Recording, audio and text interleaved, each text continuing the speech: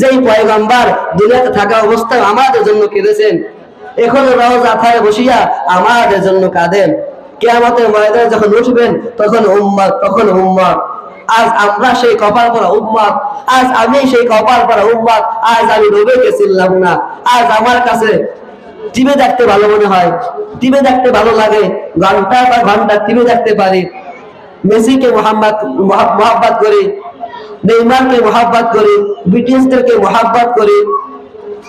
Messi যে পোশাকটা পরছে আমি ওইটা পরতে পারি, কোনো সমস্যা নাই। নেইমার যেটা পরছে আমি ওইটা পরতে পারি, কোনো সমস্যা নাই। কিন্তু আমার পয়গম্বর যে সুন্নতি পোশাকটা পরছেন, লম্বা জুব্বা পয়গম্বর যে পরেছেন, আল্লাহর পয়গম্বর যে পাঞ্জাবি গুলো পরেছেন, এগুলো আমরা পরতে পারি না। আবার নাম দিয়ে মুসলমান, প্রত্যেকের ঘরে টিভি আছে, এমন কোন মুসলমানের সন্তান পাওয়া যাবে না।